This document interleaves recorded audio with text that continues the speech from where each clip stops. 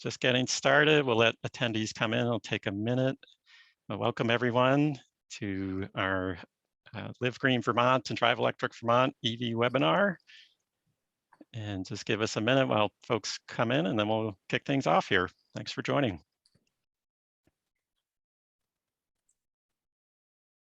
Okay, Dave, should we get started? What do you think?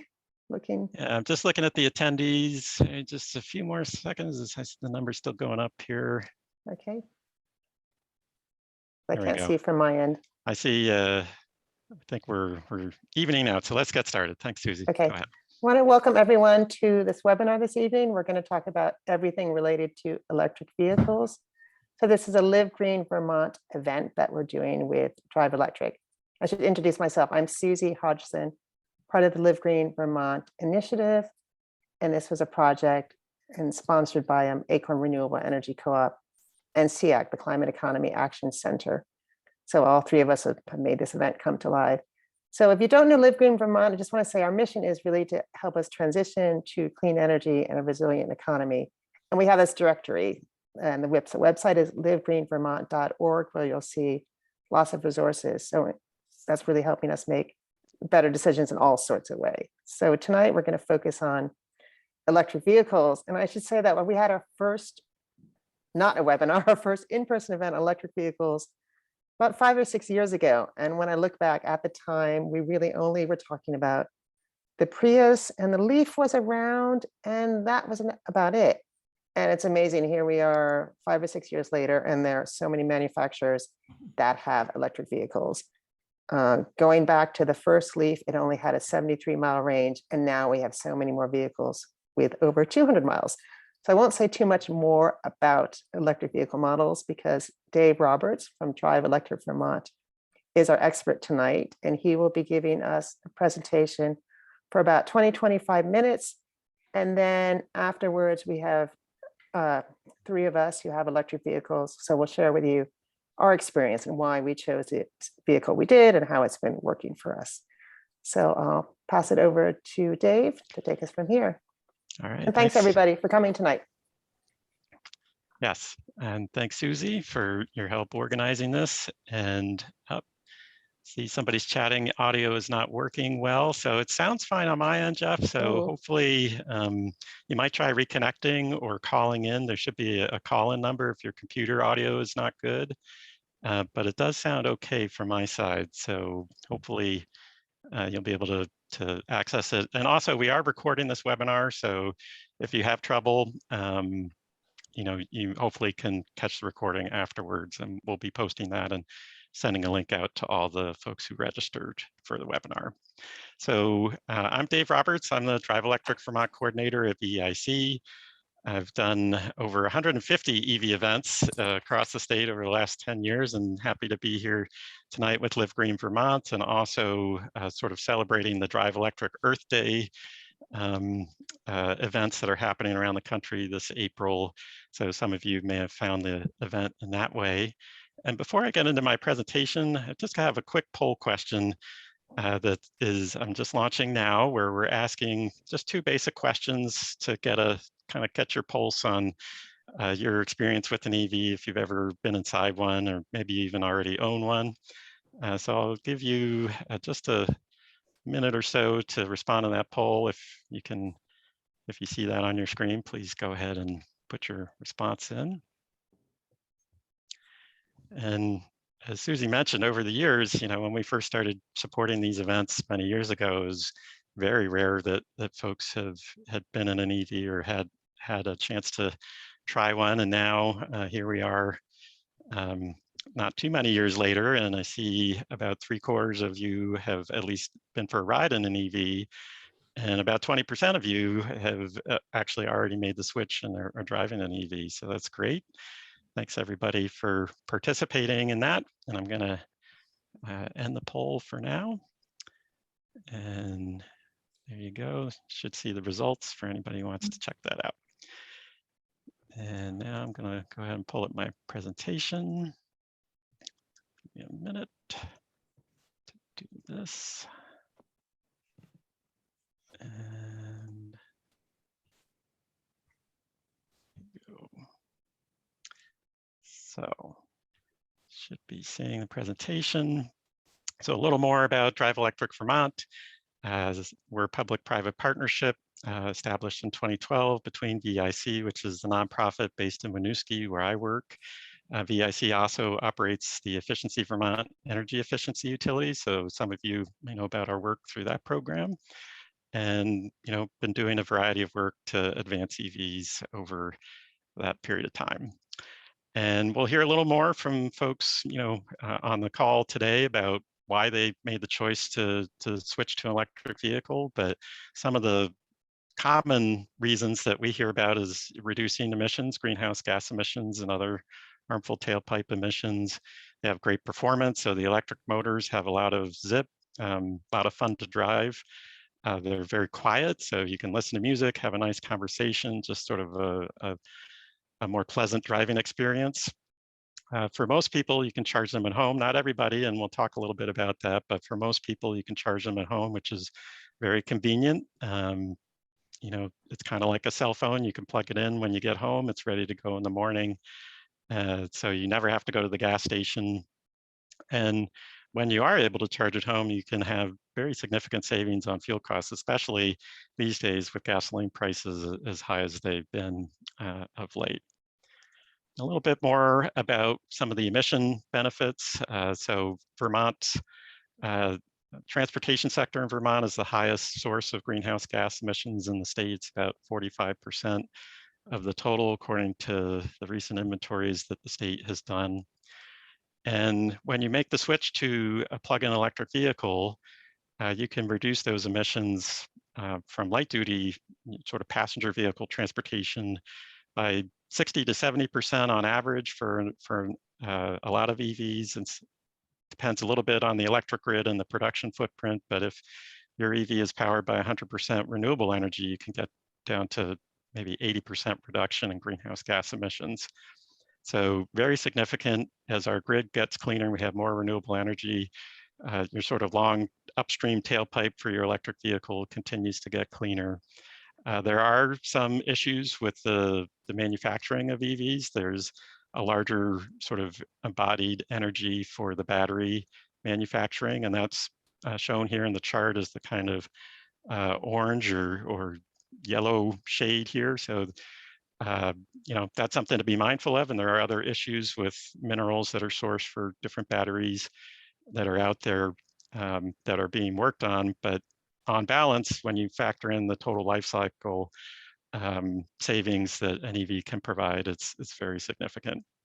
I'd be remiss if I didn't say, though, that obviously if you can reduce your driving, that's the most efficient, best way to reduce transportation emissions. So if public transportation, walking and bicycling are options that are available to you, those are the best options in terms of reducing greenhouse gas emissions, and those are all part of the state's climate action plan that was passed or adopted in December of 2021. And I should mention on this slide, there are some links to more information, the data sources, and we will be providing a PDF of the slides as part of in addition to the recording. So anybody who wants to dig in further, they can check out those links, and we'll also have time for Q&A at the end. And folks can use the Q&A. So the chat, we'll try and keep an eye on the chat, but the Q&A is really helpful. If you see that, you can use that to ask any questions. That allows other people to see your questions and sort of upvote them. So please use the Q&A. Feel free to start putting in questions as we go. We might answer some of them along the way, but when we have time for Q&A toward the end, we'll be looking at that and trying to get through as many of your questions as we can. So two basic types of plug-in electric vehicles that are available in Vermont. There's the all-electric vehicles that are powered solely by the battery, so you need to plug them in to charge up. And depending on the vehicle, anywhere from 70 to over 300 miles of range before you need to charge up. And the other type is a plug-in hybrid. So those are typically have a smaller battery, so maybe 15 to 80 miles of range on the battery, but then they have a gasoline engine that basically can run the vehicle or charge the battery. So you could go, over 300 miles on the gasoline power, and you can just stop at a gas station to refuel and keep on the way on your road. So if it's the only car in your household, or you're doing a lot of long distance travel and you're worried about where you're going to be able to plug in and charge, the plug-in hybrids can be a really nice option. And in Vermont today, it's really split pretty evenly, about 50-50 between the all-electric and plug-in hybrids when we look at sort of the total number of EVs on our roads. And these are some of the most popular models on both of those types that are currently on the roads in Vermont. So Chevrolet Bolt is a pretty affordable option. It's officially has about 260 miles of range. The Tesla Model 3, the range variation there comes in different battery sizes. So there's a standard range and a long range. So you pay a little more money to get the long range version of the battery there. Nissan Leaf similarly has the base Leaf, and then the Leaf Plus, they call it, that has the 225 miles of range. On the right side are some of the plug-in hybrids that are most popular. The Prius Prime, about 25 miles on the battery, but then over 400 miles on gasoline, and you can stop at a gas station if you need to. So plug-in hybrids can be nice if you don't have a super long commute. You can cover a lot of your day-to-day driving on the battery, and then you have that gasoline flexibility if you're on a longer trip or just worried about charging. We hear a lot from people who really want all-wheel drive vehicles. So the Subaru Crosstrek Hybrid and the Toyota RAV4 Prime are two of the more affordable all-wheel drive options that are out there. There's a lot of models being sort of coming on the market or sort of soon to arrive, and this is showing some of the more recent arrivals, or more sort of out of those recent arrivals, some of the more popular ones. And all of these have all-wheel drive either as standard or as an optional feature. So again, we know a lot of Vermonters are looking for that. All of these are currently available at dealerships, although in very limited supply. There's, as many of you may be aware, there's a lot of supply chain issues. There's a chip shortage that has really impacted vehicle production. And so it can be really hard to track down an EV for purchase, new or used these days. But there are some out there, and hopefully we'll be coming out of that, in 6 to 12 months. We hope we'll start to see improved availability of some of these newer models. And the Ford F-150 Lightning is just supposed to be entering the market, I think, later this month or very soon. And Ford has actually booked, I think, over 200,000 reservations. So they stopped taking reservations for that, but order books hopefully be reopening in the next year. So if you're interested in that, and there will be more electric pickup truck options coming. There's the Rivian option and a few others coming to market, and happy to answer questions on that. We've got on the Drive Electric website, we have a page that kind of runs through some of the available models. So just going to quickly pull up that page. If you go to the website, driveelectricvt.com, you can go to Find Your EV, Compare Vehicles. That'll pull up the page. And so if you wanted to have a vehicle that has all-wheel drive as standard, you can hit that. It'll show you all of those vehicles. If you just want to show the all-electric models, you can do that. You can filter on price, electric range. There are some models where all-wheel drive is optional. So if you want to make sure to kind of see all the all-wheel drive availability, you want to make sure you look at both the standard and optional all-wheel drive. This will also tell you if the vehicle is available for a state of Vermont incentive, which currently is set based on the vehicle having a base price of $40,000 or less. So talk a little more about incentives in a bit, but just to give you a preview. And so lots of helpful information here, and we do also link out to the manufacturer websites where you can really learn quite a bit more about the vehicles. Other electric options that are starting to hit the road, so buses. We've got several electric transit and school buses, and there's just an announcement in the last few days about Rutland adding 2 electric buses to their bus fleet. We're starting to see more commercial vehicles like work vans. CarShare Vermont has EVs in their fleet in the Burlington area. Electric lawn care equipment, electric bicycles are a lot of fun to ride, and can replace a vehicle for some folks. So Lots of interest in those these days, and even electric motorcycles. So electric utilities are offering incentives on a lot of these various options. So if you're interested in electric bike or mower or motorcycle, I encourage you to check with your utility to see if you're eligible for any of their incentive programs.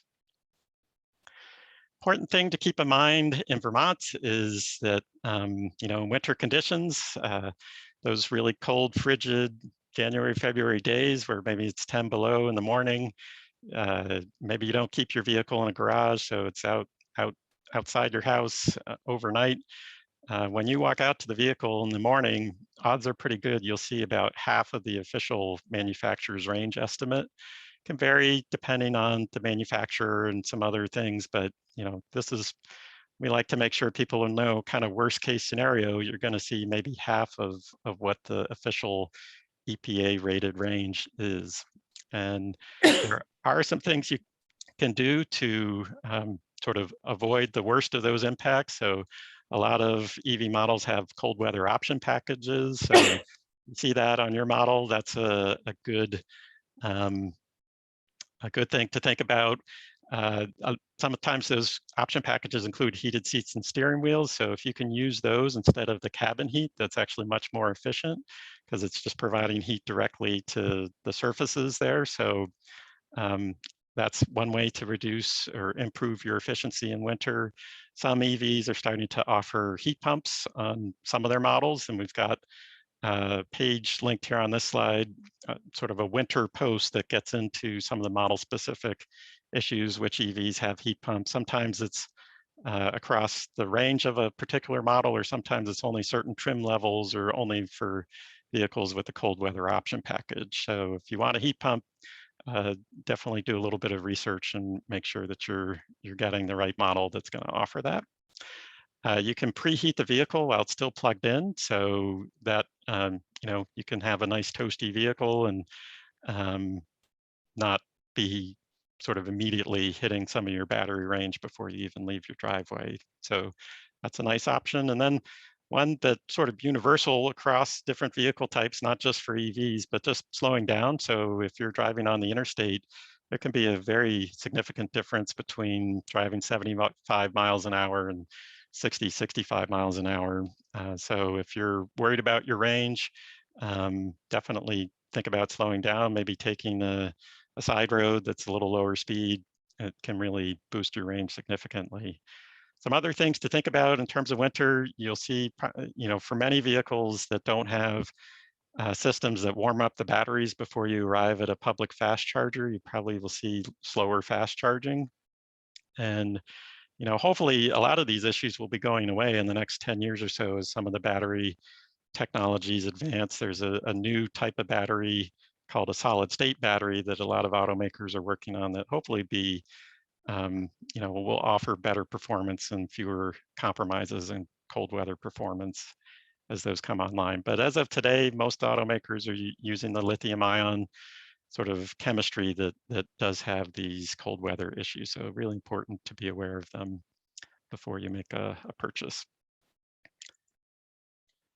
Looking at some of the energy costs, lots of people have questions about, what's it going to cost me on my electric bill if I get a new EV? And it depends on how much driving you do. And if you have a plug-in hybrid, how much of that is on electricity versus gas.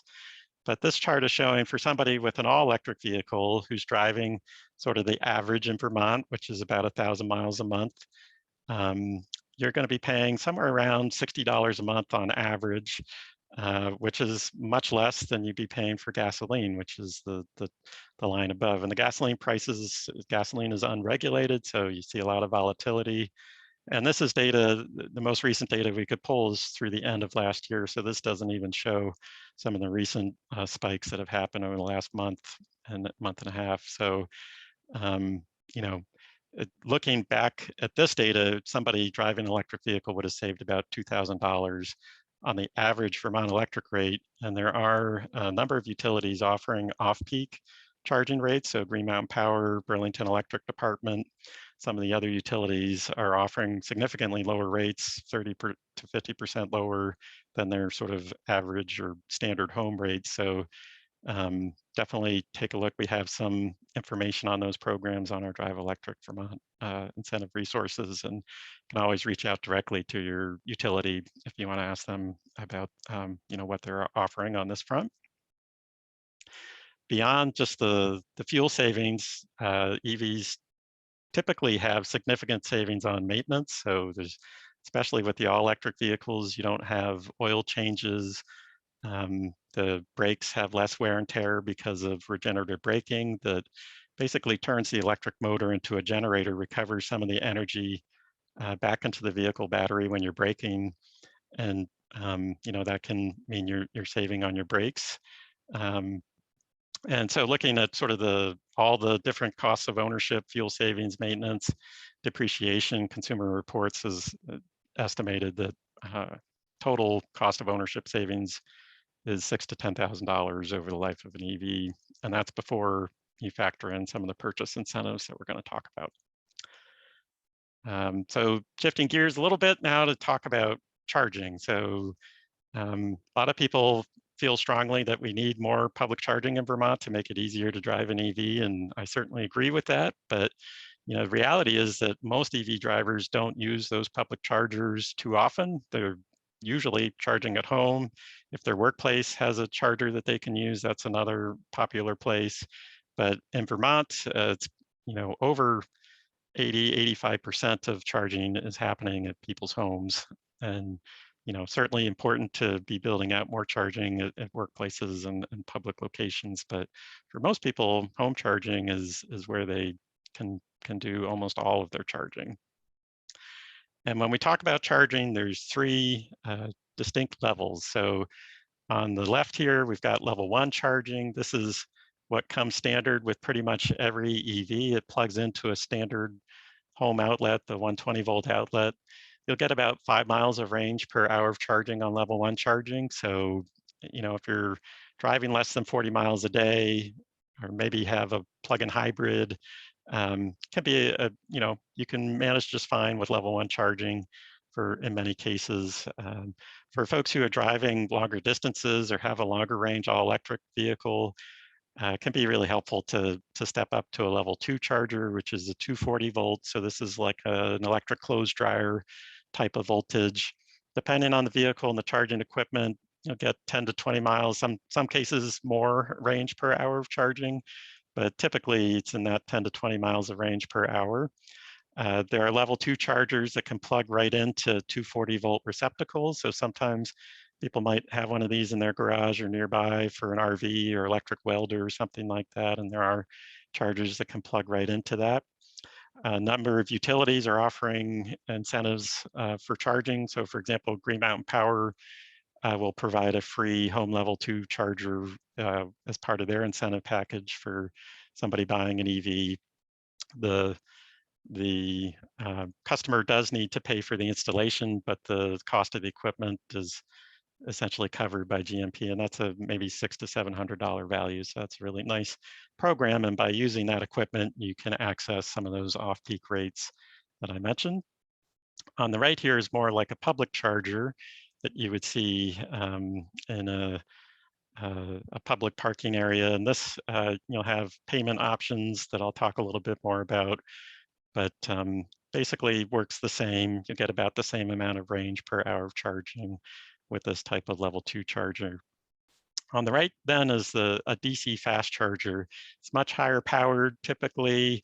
Some EVs are capable of charging up to 1,000 miles of range per hour of charging, which practically speaking means you'll have an 80% charge in 5 to 10 minutes at the upper end. For a lot of the EVs that are currently on the road and the more sort of affordable options that are out there, you can expect that you'll get an 80% charge in about 30 to 45 minutes in most cases at a fast charger.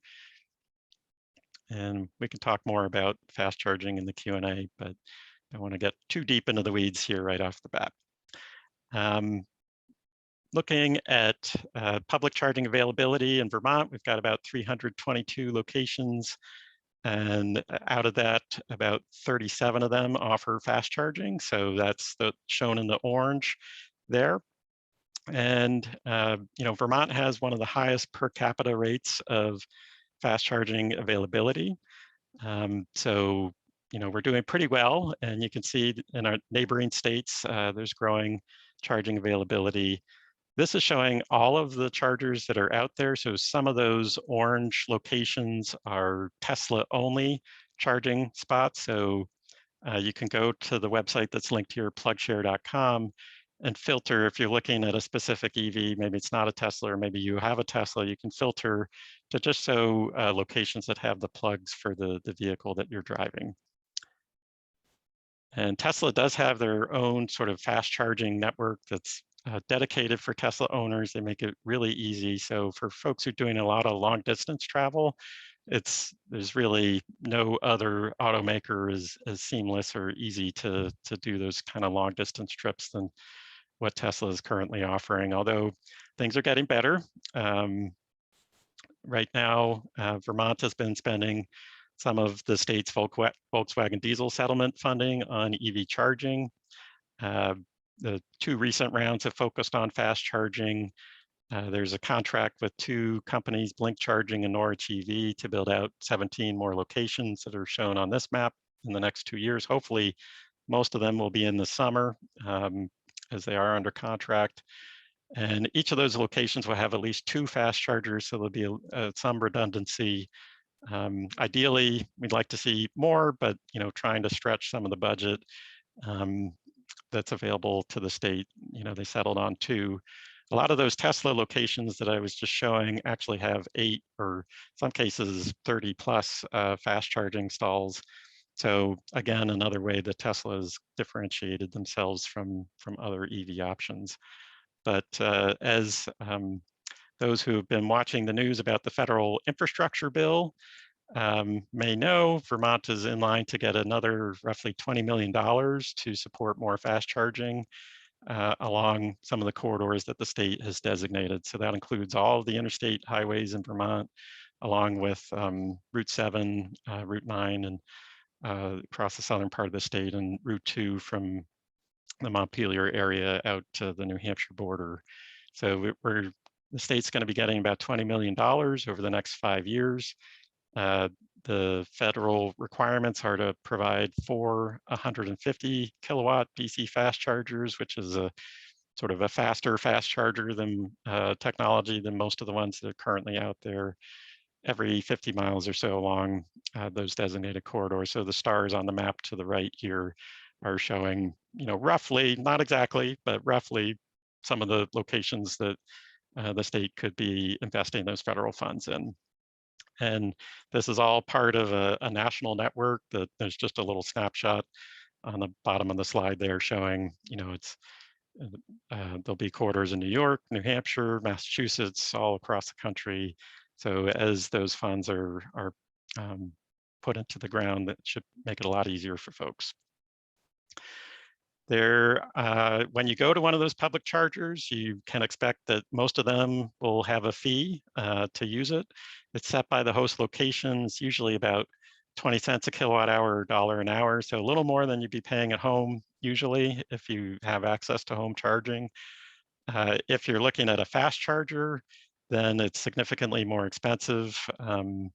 Roughly about $20 per session, although some automakers have special discounts or lower cost pricing. There are a variety of charging networks that sort of provide access to the payment solutions. We have a link to several of those on our Drive Electric Vermont public charging map. And we recommend people sort of sign up for a bunch of them if you're planning a trip and you think you might need to use one, or even if you're not planning a trip, if you're an EV owner, it can be helpful just to sign up for all those networks, and then you'll have access and won't need to worry yourself if you get to a charging location and you're not signed up. That said, there are sort of roaming agreements between many of those charging providers. So if you're a member of one, like ChargePoint, you can use your ChargePoint card at an EVgo location and vice versa. In the future, hopefully more automakers will be working on sort of just automatically recognizing your vehicle when you plug it in, and that'll be connected to your credit card. That's called plug and charge.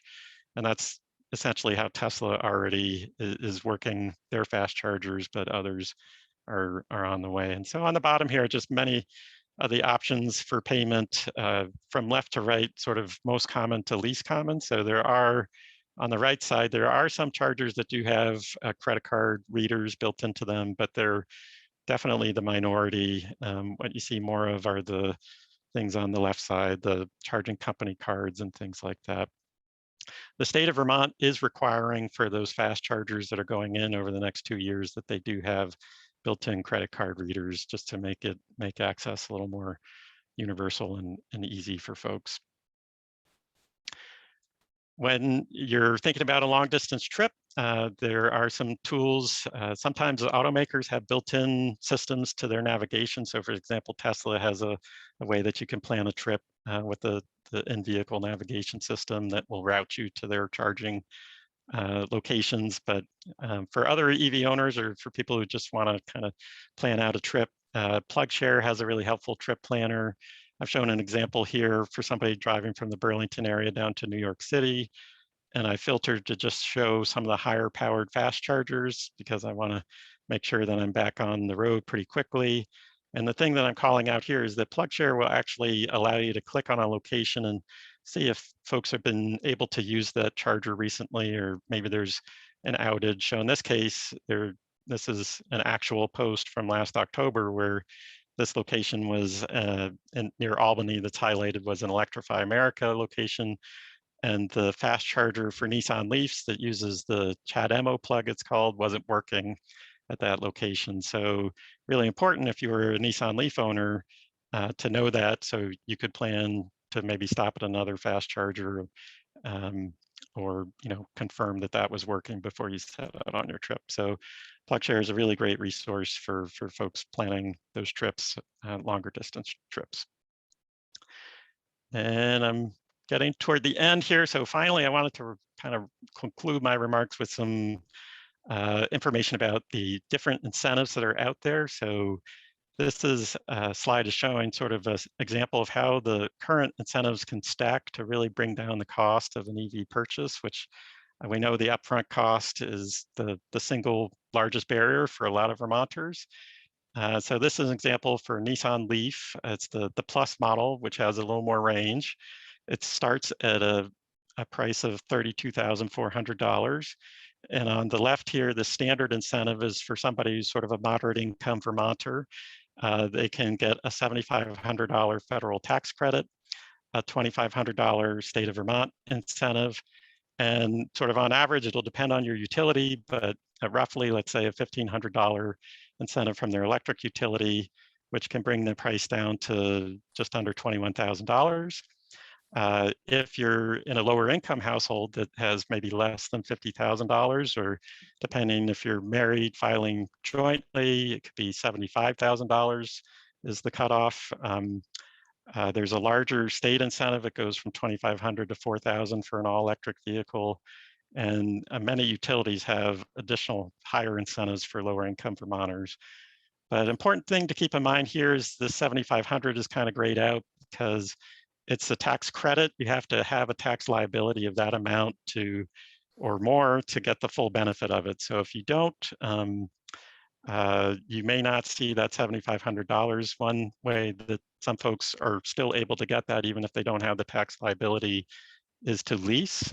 So all these incentives are, the state and the utility incentives are also available for leased vehicles. And with the federal tax credit, the credit goes to the leasing company. And in many cases, not in all cases, so important to check, but in many cases, the leasing company will pass through the value of the tax credit, or at least a portion of it, as a lease incentive. And we have a tool on the Drive Electric Vermont website, which is really great for helping people kind of navigate the various incentives that they may be eligible for. So you go to the website and you go to incentives. This page has all the incentive information that's out there. You can say, okay, I'm a Green Mountain Power customer. I'm looking at maybe a new plug-in hybrid from, say, we're looking at a Hyundai. Tax filing status, which is related to eligibility for a state incentive. And so this will just give you a good idea of the different incentives that are out there, and you can click down below to learn more about the state incentive, all the utility incentives, great information, Burlington Electric, Green Mountain Power, Stowe, Vermont Electric Co-op, Vermont Public Power Supply Authority that covers many of the smaller municipal utilities, Washington Electric Co-op, all offer incentives. There's information on some of the other incentives like the Mileage Smart program, which is available for lower income Vermonters purchasing used high efficiency vehicles. And finally, VSECU is offering a little bit of a bonus on discount on their interest rates for vehicle financing. So all sorts of great information on incentives, and happy to answer questions on those as we go. But with that, I'm going to pass it over to Maggie to provide just a few thoughts about her experience with the electric vehicle that she chose. Hi. My husband and I both have Teslas. We charge at home and we get our electricity through solar. One of the things I wanted to highlight about the Tesla is that it is the best winter car I've ever driven. We got the option for all-wheel drive, and I have to say that the traction in snow and sloppy conditions is absolutely stunning. I feel very safe driving that car. But I wanted to also tell you that at the time I was living in California, I got the first Nissan Leaf in the county we were living in. That was quite a while ago. I owned that car, that electric car, for 4.5 years. And when I sold the car, you could just press a button and it would tell you how many miles per day on average you drove the car. And in my case, it was 10 miles a day. I had a very short commute. And I calculated from that in electricity, it cost me $12 a month to run that car. And in the 4.5 years that I owned it, I spent $67 on maintenance. And I was also very pleased with that car, although it didn't have the winter conditions that we do here in Vermont. But the other thing that I wanted to highlight is my Tesla I purchased in 2018, and Susan Smiley, who's also on this Zoom, and I drove from New Haven to Fairleigh for the VCAN conference one year, and it was below zero that day, I think, Susan, and it's 180, maybe close to 200-mile round trip, and we got down there and back without charging. So the car at the time, I think the range was a little over 300 miles, but that trip down to Fairleigh wasn't a problem. I just have to say I'm very pleased with both the performance of the Nissan Leaf and the Tesla. We couldn't be happier with these cars. Great, thanks, Maggie. And we'll see. Folks may have questions for you and your Tesla experience as we get into Q&A, but that's really helpful. And Susie. And I have a Nissan Leaf, but I'm looking at all the questions here. We have about 18 questions. So I'm thinking maybe we should start ticking through the questions, because otherwise we may run out of time. Okay, what if I read the questions out to you and you deal with those? Then we'll see where we are. That sounds good. Okay, so someone has an electric Chevy Bolt, all electric. The best way to keep the rotors from rusting. This is someone who doesn't use a car a lot. I almost always use the regenerative braking, which doesn't engage my rotors and calipers in my traditional braking system. The best way to keep the rotors from rusting. Yeah, so this has been sort of surprisingly a bit of an issue in Vermont. The road salt can do a number on all sorts of components, and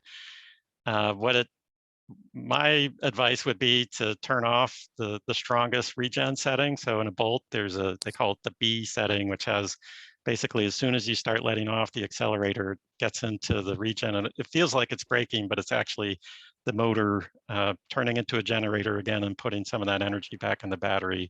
So you can just drive in the standard mode, not in that higher regen mode, just every now and then, and engage the brakes vigorously every now and then, and it should be okay. But you may also want to look online, because there are some model specific things. So some folks may have some tricks about driving in reverse and using the brakes or using the parking brake in certain ways. But in general, just kind of dialing back on the regen a little bit will usually engage the brakes enough so you can kind of clean off the rotors with any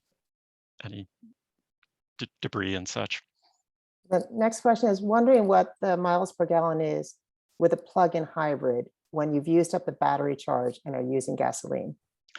It depends on the plug-in hybrid, but usually similar to a traditional hybrid, so in the 40 to 50 mile per gallon range. Fueleconomy.gov, which we have a link to on the Drive Electric Vermont vehicle comparison page, will provide sort of the exact federal stats for both the electric efficiency as well as the gasoline efficiency when a plug-in hybrid is running on gasoline.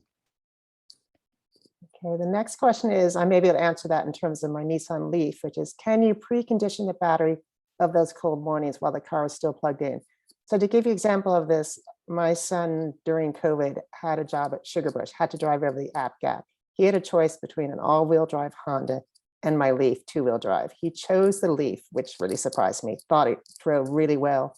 And he plugged in at the Sugarbush Resort, and I could see through my phone when the car was totally charged. And I completely surprised him because I actually turned on the heat in the car. So I was worried about him getting really cold. So not only did he charge the car there, but he came back to a warm car.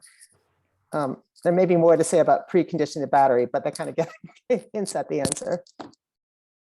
Yeah, there's, most EVs have the option to do that. And some of them do it a little bit differently in terms of actually sort of heating up the battery pack, which the Leaf does a little bit. Many of the Leafs that have the cold weather package do have battery heaters that can come on in really cold conditions. But, generally speaking, it's nice to have that option. And, if you can, encourage that in the winter. Yeah, I should add I have the cold weather package. That's all what was available. And be careful about pricing because I thought I had 2,500 off and all of a sudden I was paying 2,500 for something else. So the price does tend to creep up with some of these all weather packages. The next question. We really want to get an AV, but we don't have a garage and we park our cars 30 to 50 yards from our house. Figuring out how to get an EV charger there is overwhelming. Do you have people who can consult with us? It's our primary stumbling block. So any licensed electrician should be able to, install charging equipment. We don't recommend people use extension cords. It defeats some of the safety features that are built into the charging equipment. So I know some people have done it, but it's not recommended.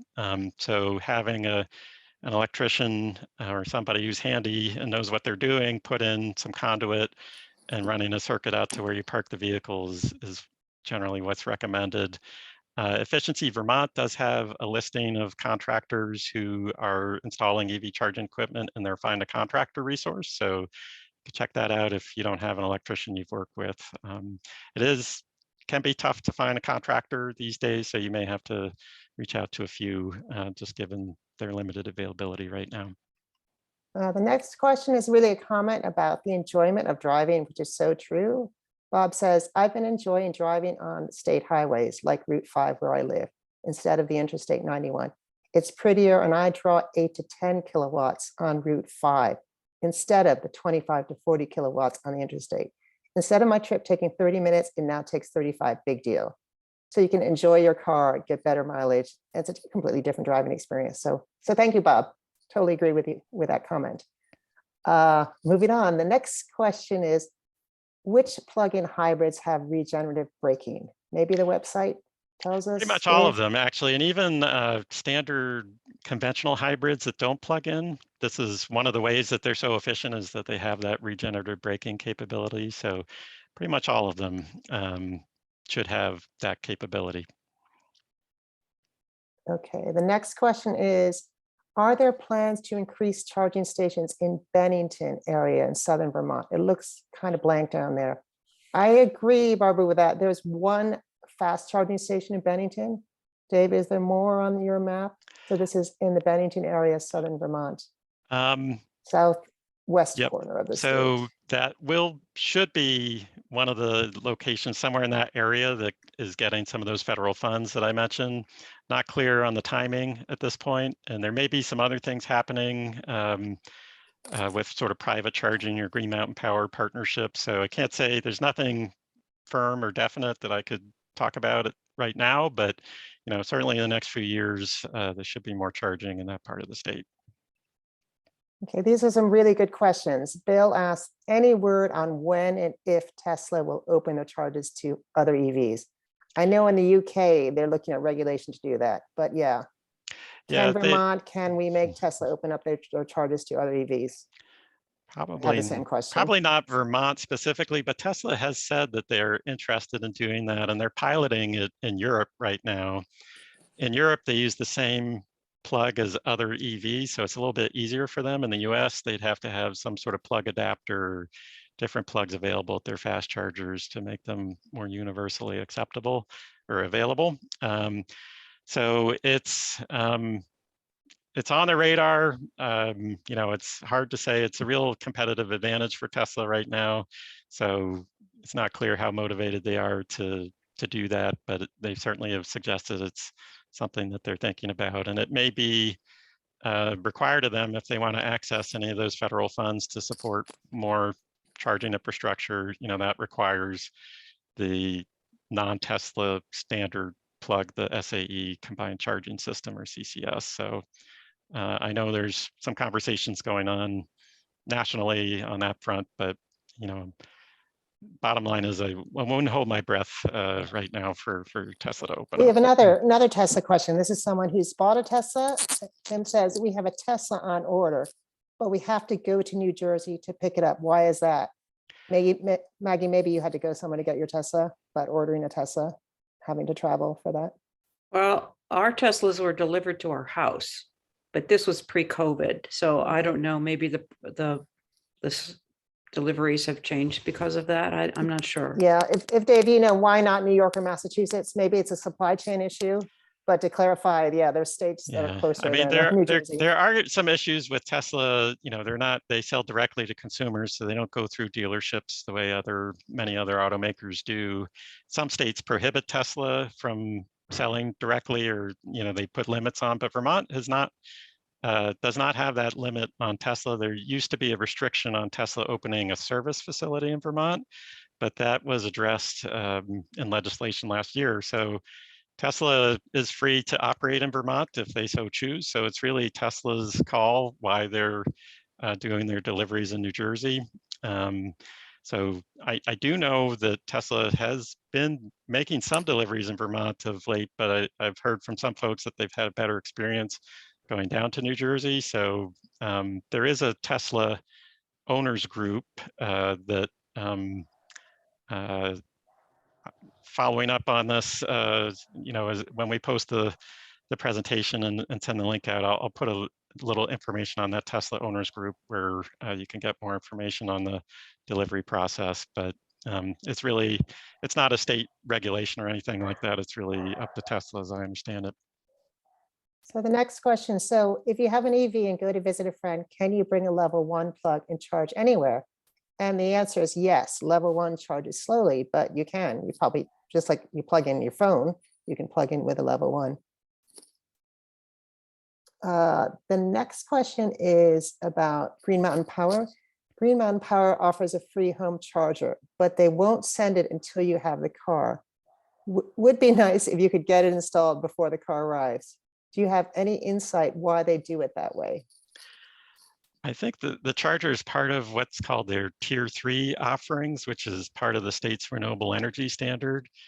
And Green Mountain Power is, they're regulated, so they have to have documentation that when they're providing incentives like the charging equipment, that it's actually associated with a vehicle. So when GMP is processing, sending out a new charger, they're putting in like the VIN number for the EV and other information to kind of back up their regulation stuff.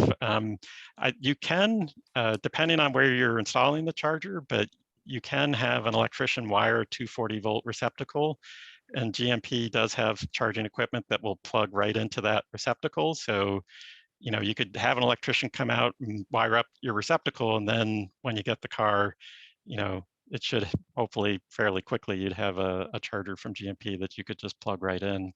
So encourage you to take that up with Green Mountain Power if you need more information on the exact model of charger, the specs for that 240-volt receptacle. Definitely reach out to them. They should be able to help you. Okay, question about chargers north of the border. The charger map that you showed, Dave, has a number of locations in Canada. How easy it is to cross over for charging? Well, at least the border's open for one. That's better than we were last year. Yeah, Quebec in particular has ambitious EV adoption plans and lots of things underway. Hydro-Quebec has been investing in charging there for many years. And so they have something called the Electric Circuit, which is another charging network that you can sign up for. There's smartphone apps and cards, access cards, and they do have a roaming agreement with some of the more US-based charging providers.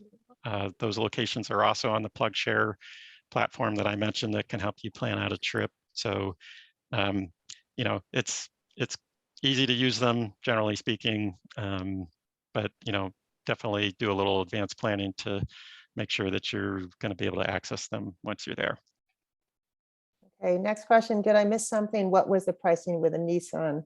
Just curious. So this may refer to my comment about, I guess like most cars, you see a base price and you think you're getting one price.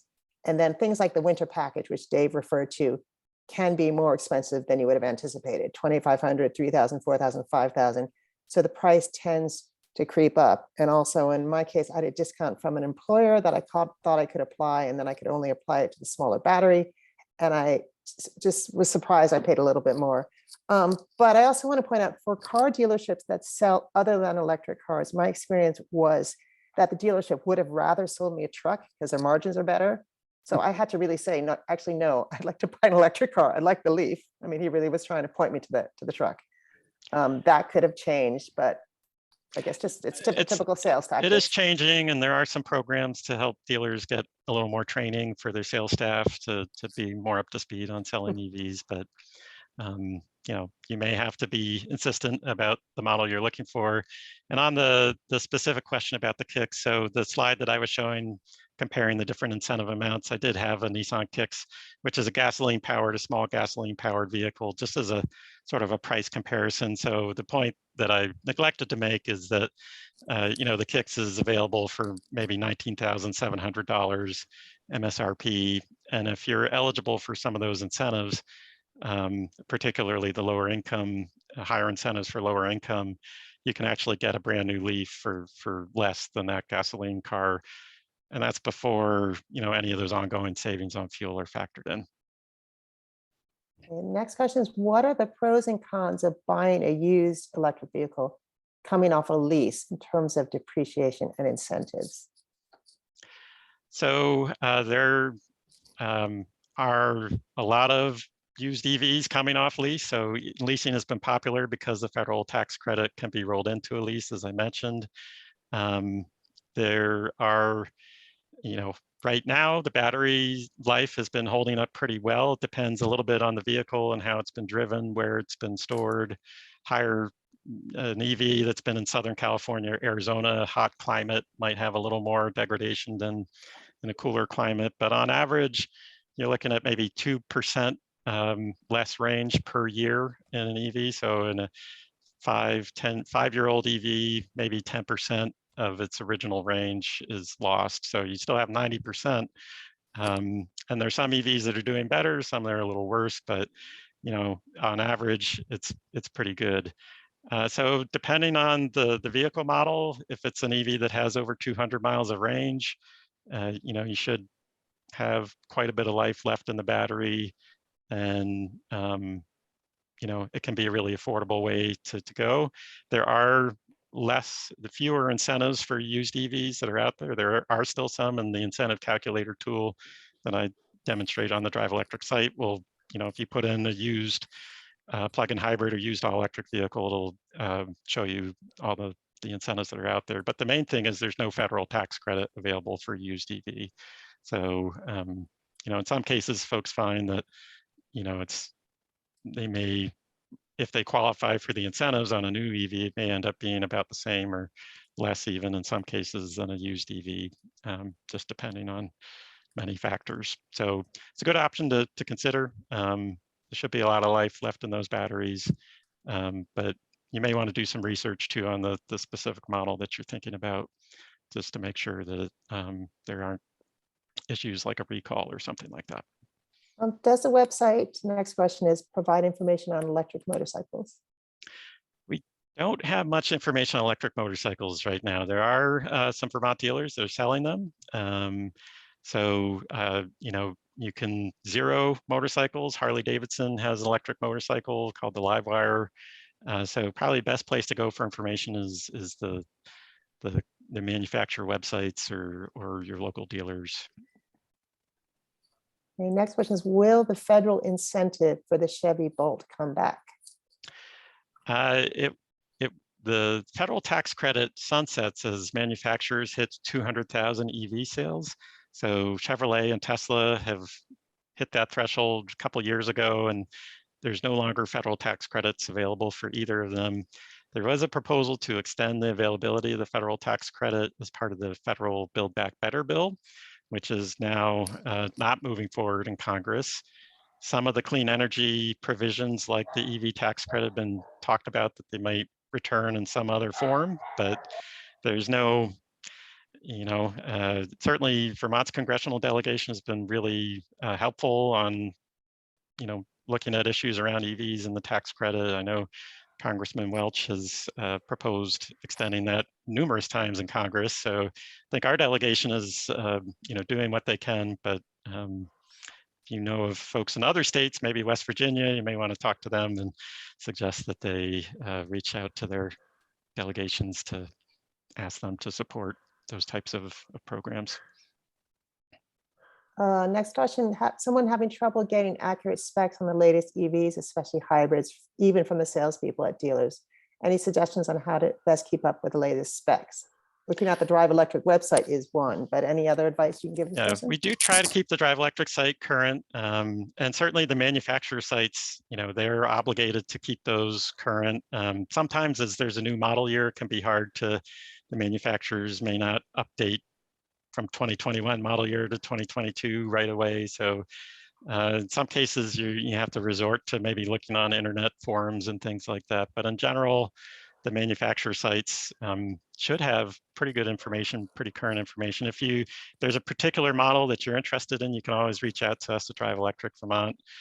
We've got you know, our contact section on our website, and we'll try to dig in and see what we can find out for you.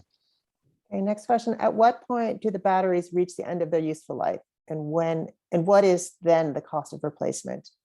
So two-part question. So again, it's, you know, it's kind of early days for knowing the long-term life of the batteries. Tesla is saying that, you know, in many cases, they expect their batteries to last the life of the vehicles. So you may never have to replace a Tesla battery. And there are Teslas with hundreds of thousands of miles still on the original battery and maybe 5 to 10% capacity loss. So I don't know, Maggie, what's, you know, in your Tesla, have you seen much of any loss in range over time? There has been some. I think when I got the car, the advertised range was 309 miles, and it might be a bit below 300 now, in the 290 range, something like that, but not much. Yep. And like I said, it's a 2019 model. Yep. And we Yes. have about 15 more questions. I'm aware that it's 8 o'clock, and if anyone's falling asleep, don't feel like you need to stay on, but we're going to try and address your questions. I think Dave has at least 15 or 20 minutes. Yep. So Susan, I can see you're tired, so don't feel like you need to stay with us. She's out for the count. But moving right along, a question about resale value of electric vehicles. Talk about the resale value. So, I mean, a lot of it depends on the battery, right? So that's the most expensive component. And we didn't get around to answering your, you know, if it came to pass that you needed to replace the battery, it's going to depend on the model and things like that. But you could expect $5,000 to $6,000, maybe $10,000 for some of the longer range batteries. So it's a significant cost if you do have to go there. So if you're looking at an EV that maybe the batteries haven't been holding up as well, that's going to affect the resale value. But in general, right now, as with, at least right now, with the vehicle market being what it is, there are EVs that have actually appreciated in value just because the availability is so low, or really, if not appreciated, at least had almost no decrease in value as you would normally expect. So, it's really, I would say, more model specific. So you can go on to like Kelley Blue Book or one of the vehicle evaluation sites, and they'll have kind of model specific information. It used to be that EVs were depreciating at a significantly faster rate than gasoline vehicles, but as we've seen some of the longer range models coming into the market, it's that depreciation hit is still there for some, but it's not as significant as it used to be with like a Nissan Leaf used to have maybe 80 miles of range, and now, with over 200 is just a different Okay, the experience. next question is about tow bars. Which vehicles can tow a small camper? So one, I can say you can put a tow bar on a Nissan Leaf, and I've used one for a bike rack. But good question, are there any electric vehicles that can tow a small camper? There are. You have a significant hit on your range. It really decreases the efficiency to tow, and depending on the aerodynamics of the camper, that's another factor. So, anticipate getting much less range if you're towing in an all-electric vehicle. So, that might steer you more towards a plug-in hybrid. There are plug-in hybrids that have towing capability. Again, mile specific. So I know the RAV4 hybrid, RAV4 Prime plug-in hybrid, I want to say it's maybe 1,800 pounds. They tend to have a little less towing capacity than some of the heavier duty pickup trucks. Although, as we're starting to see more availability of those electric pickup trucks, the Ford F-150 Lightning is going to have a very substantial towing capacity. So, feel free to reach out to us at Drive Electric if you need more on that. But there are some models that do have towing capacity, and it's usually on the automaker's website and the specifications if they do have towing ability. Okay, here's Jonathan with a Bolt. Might I be able to replace my battery over time to update my Bolt? So the Chevrolet Bolt has had a battery recall that is still happening. So Chevrolet is replacing all of the batteries and all the Bolts they've ever made, essentially. So even if you have an older Bolt, as part of that recall, you should get a brand new battery if you haven't already. And that's for free. That's all on Chevrolet is covering that cost with the company that's manufacturing some of the battery components, LG. In the long term, there may be options where the battery packs are actually packs made of lots of individual cells. And in many cases, over time, it may be that some of those individual cells may be not working as well, but the overall pack is still okay. So maybe ways that service providers can just go in and replace some of those individual cells, and that would be a much lower cost option than replacing the whole pack. So there are, as EVs are on the road longer and we start to see more independent shops providing servicing options, we may see more of that. And there are some folks out there who are doing kind of their own homebrewed battery replacement options, not necessarily under warranty or something we would recommend, but if you're into it, you can go online and find some information on that.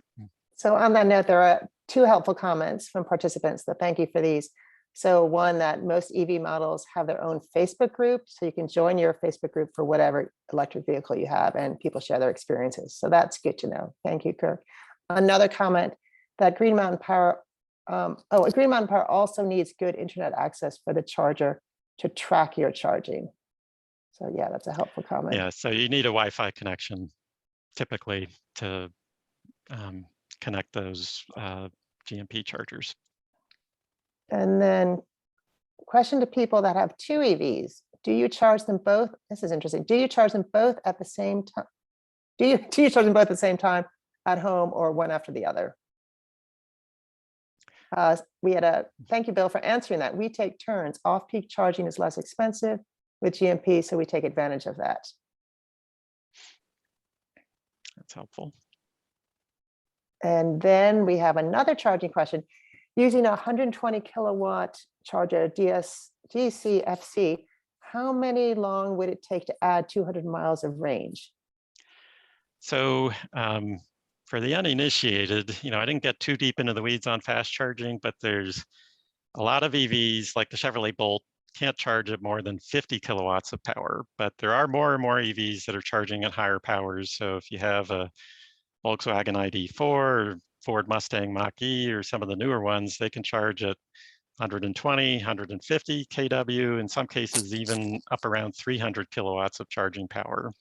So if you're plugging an EV that has that higher power capability into a charger that is capable of charging at that higher rate, then you should see, a much faster fast charge. So if you're driving an EV that can handle that 120 kW and you're plugging into a fast charger that's able to do that, then depending on the EV model again, but normally things really start to slow down after you hit an 80% state of charge on your battery. So if you had an EV that was up around 250 plus miles of range and you ran it all the way down, then getting from 0 to 200 miles is going to be faster than that last bit because things really slow down as the vehicle gets over 80% state of charge. So all that said, to get 200 miles of range in that circumstance, you'd probably be looking at somewhere around 45 minutes, 30 to 45 minutes, I think, depending on the vehicle again. Okay, a question about Tesla. How do Vermonters who own Teslas get them repaired without any dealerships here? So Tesla has a mobile service that can come to you for sort of smaller issues, but if the vehicle needs to be put on a lift for servicing, and it needs to be done under warranty, then you need to go to a Tesla service center, and the closest ones are Albany area. There is one in Montreal for folks who want to go up there. Down near Watertown, Mass. I think they're working on one in, New Hampshire. I'm not sure if that's open yet. We're hopeful that Tesla will open a service center in Vermont at some point. They're now able to do that. As I mentioned, the legislation passed last year to enable that. So it's really the ball's in Tesla's court. There seems to have been some suggestions. They certainly testified that they were interested in doing that when the legislation was under consideration. So there are, for sort of non-warranty things, or if you just need like a state inspection or some basic things, there are a number of local independent repair shops that are doing Tesla work. I know the local Tesla owners group in Vermont, a lot of them are using Nate's Automotive in Essex, but there are others. This is a question regarding kind of rule of thumb, or maybe it's not 80-20 thing. Speak to battery longevity, total miles, or years until battery is less than 60 to 80% usable capacity. And it will vary by models, but is there any kind of rule of thumb for at what point you want to upgrade? Or yeah, so the vehicles, the batteries don't just, it's a taper, it may not be exactly linear, but it's not like all of a sudden the battery is not going to work in most cases. So some people may find 60% of the original range of the vehicle, they can still drive it, it might still work for them. But for others, it may, suddenly it may mean that they're not able to do their daily commute, especially in winter. So it really comes down to the individual in terms of when you may need to think about a swap or replacement or something like that. As I mentioned, there are Teslas with hundreds of thousands of miles, maybe 20% capacity loss. So I think 300,000 miles, 20%.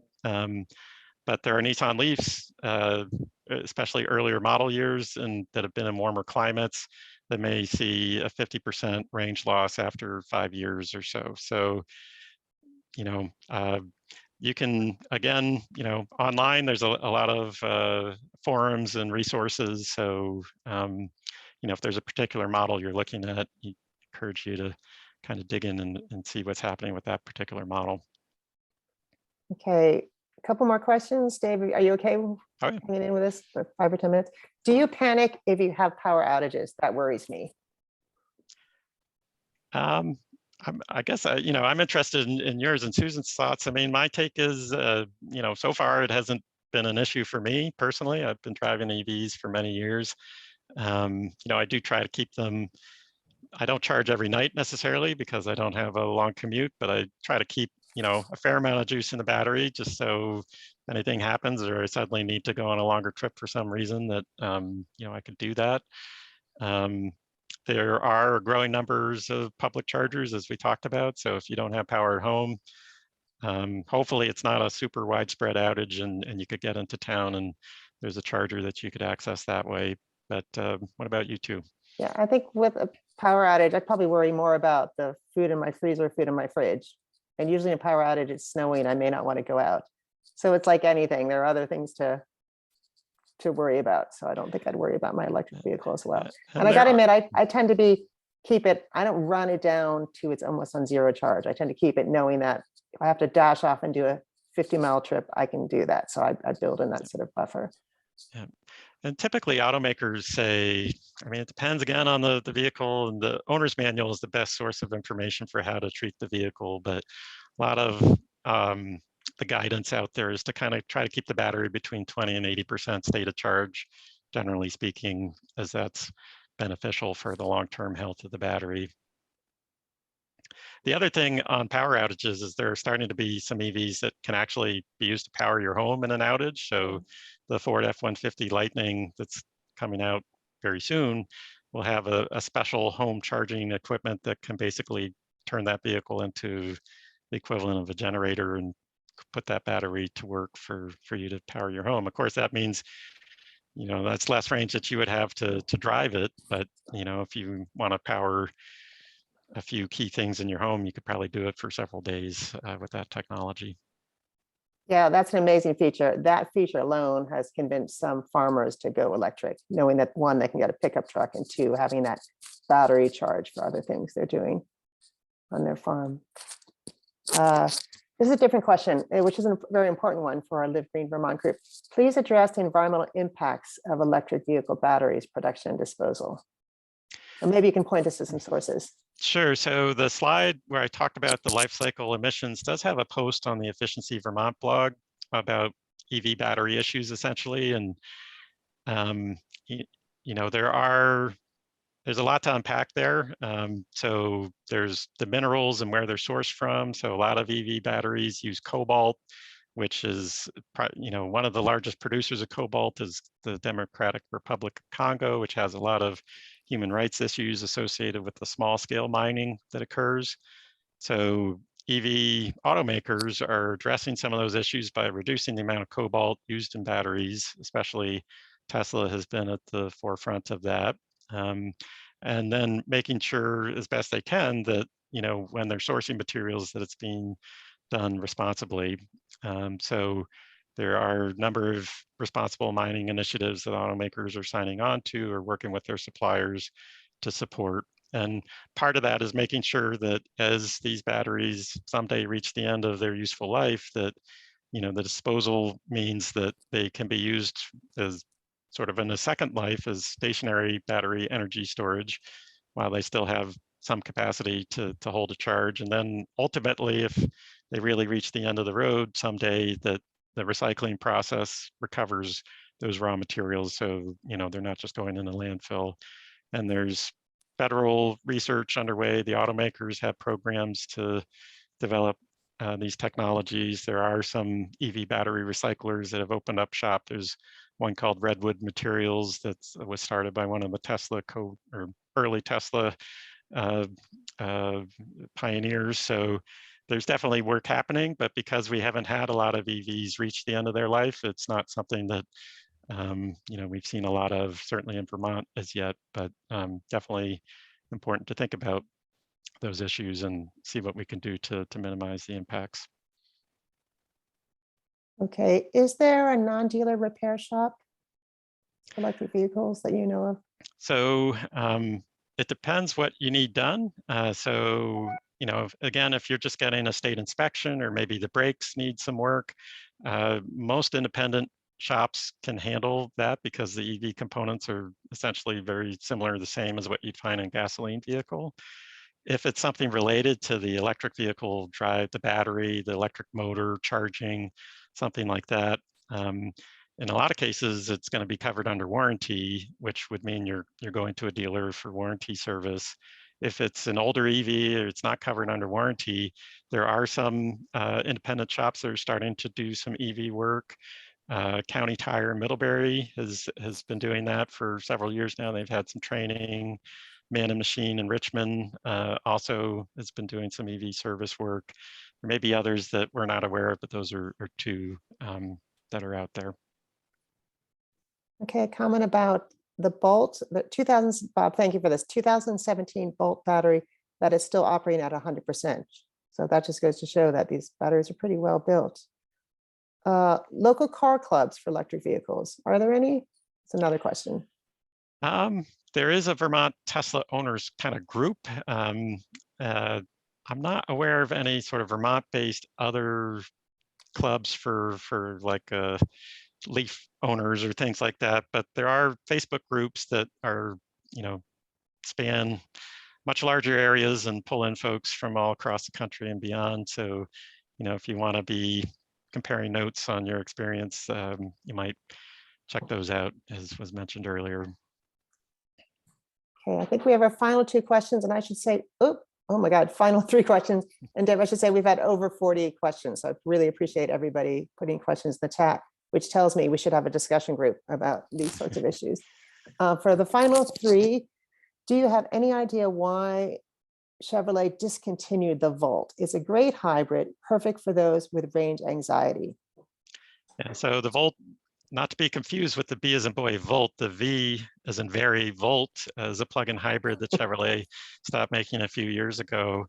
It's hard to say. I think that they felt like the future was really the all-electric vehicles because of it really simplifies the mechanical systems in the vehicle and provides further reduction in tailpipe emissions, which one of the reasons they were pursuing the Volt is some of the regulations around reducing tailpipe emissions that California established and Vermont signs on to.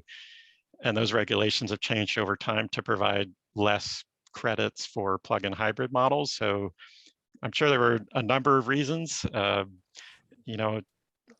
talked to a lot of really happy Volt owners, so it's unfortunate that that option has gone away, but does not seem likely that Chevrolet will reintroduce plug-in hybrids on, looking at the announcements they've been making over the last few years.